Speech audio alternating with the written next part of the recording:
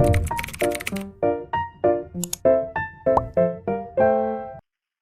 everyone, welcome back to my channel. This is Mommy Kathy, and for today's video, I'd like to talk to you about a recent discovery that I've made. So if you've been following me on my social media channels, you would know that I've been learning how to cook, and this time I discovered that I can actually make a pretty decent gimbap. So the one in the video that you're seeing right now is only my second attempt. And as you can see, I actually sauteed some carrots. I sauteed some fish cake. This one actually I would recommend simply boiling the fish cake and then cutting it. Sauteing it made it a little bit hard, which was a no for me. But luckily the others who actually tasted it loved it. I also have some mushrooms here because I'm trying to be a little bit more healthy. And then I added some sesame oil. This is one tip that I would have for anyone who's trying to make kimbap. Is everything that you're sauteing, add a little bit of sesame oil and a little bit of salt to make it taste better. Now, this time we have the enoki here because my husband actually loves enoki mushroom. So these ones I bought from a Kmart. It's called Dainong Mart, located inside my village. I'm sure the other Kmart would also have it.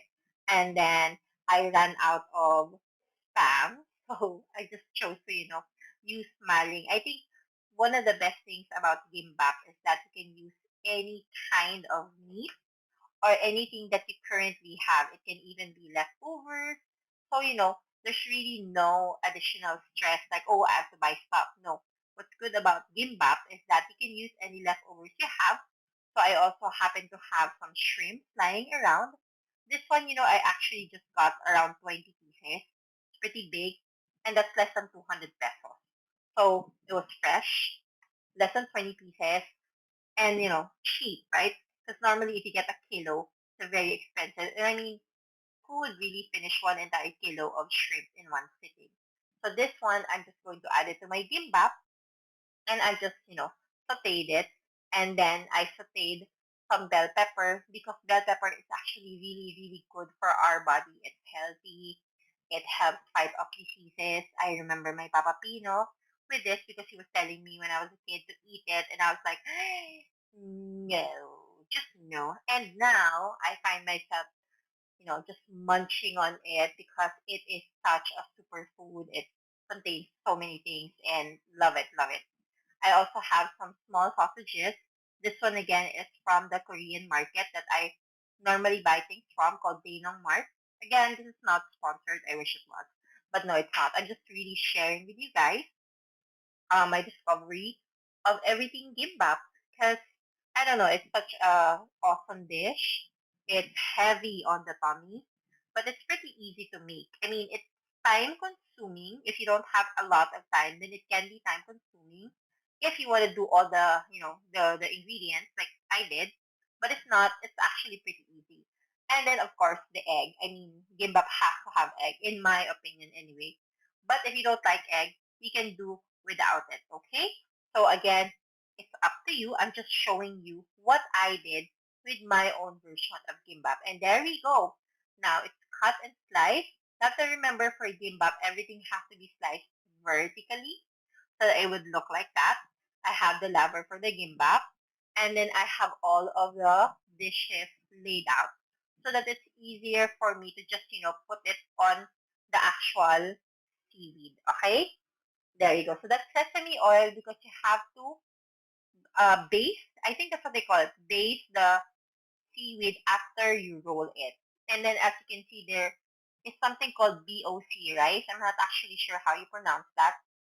But I discovered that when you add it to the sticky rice, it makes the sticky rice so much better. Like, super syrup, guys.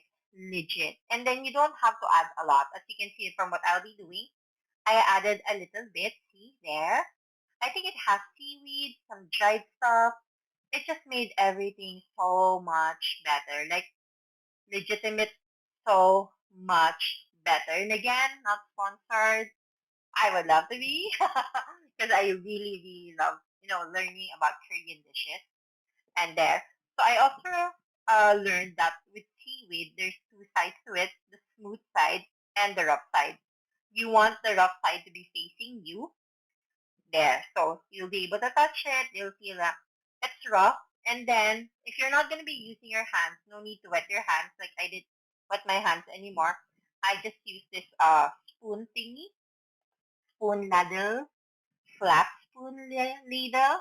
I'm not sure how you pronounce it, but that's how I pronounce it. And then just make sure that you really flatten it out, spread it. Actually, my version, medyo makapal pa. The rice, I saw some like really spread it out thinly, like super thin. Parang kind of like sprinkled nga lang siya on the seaweed. But I chose, we're very Pinoy. We want a lot of rice. So mine is a little bit thicker. And then, kind of just have to really flatten it out. So kung medyo masama yung love mo, you had a bad day, this is actually a creative and productive way to let out all of your stress. And then there's my egg. And then I place a little bit of the fish cake. Again, better to boil the fish cake than fry it.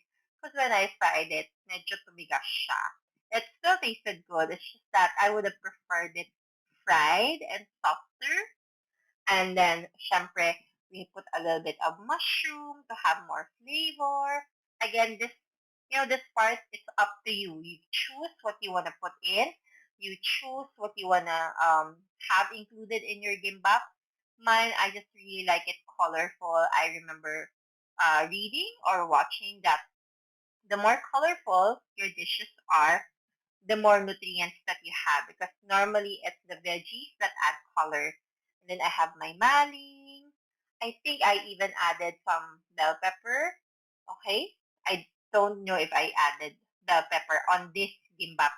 So with this gimbap, as you see, I had a rice cooker. So that was 4 cups of rice, 4 cups of water.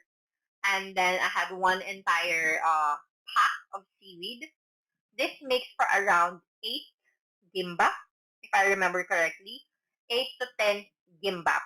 And that's a lot already. Like, trust me when I say that's a lot. Because you have to remember, you're going to be slicing this. You can slice it thinly. You can slice it thickly. It's so easy to make. As you can see, that's actually already done. Just have to really squeeze it tightly. Not too much that it's going to make the gimbap burst. We don't want that as well. But you just have to make sure that it's, tight and really siksik-liglig, as they would call it. So there you go. So that's actually my first attempt at the gimbap that night. And I just was really happy about this. But again, since I like having a lot of uh, ingredients inside, it takes a lot of time. But the good news is I did see someone make this, and then the only thing that they had was the rice, sesame oil, spam, and then actually I think they just placed pie, and that was it. They rolled it. It was good to go. It was for the road. Easy. Again, you have to remember that with gimbap, it's all up to you what you want to put in. I think it's the same with life. We take in what we want. We take in what we like. We add in the things that we love. As you can see, here I am making it. Medyo siya lang ng very light yung outfit ko kasi I came from outside, washed my hands, and then just started cooking. I didn't have the chance to, you know, shower and then get into my jammies before making this because I just really kind of wanted to get it over and done with. It was already late at night, and then we had an early morning. So I normally don't look like this when I'm making my gimbap. But I guess it's fate that, I just kind of like, hey, you know what? There's a tripod. Let's just, you know, take videos and then share this gimbap journey with those who would be interested in watching. So my gimbap is not a Korean version, I think. It may be a more Filipinized version of gimbap. So if you're Korean and you're like, that's wrong, what you're doing is wrong, I'd like to apologize in advance. This is just, for my home, for my loved ones. It's not meant to be sold.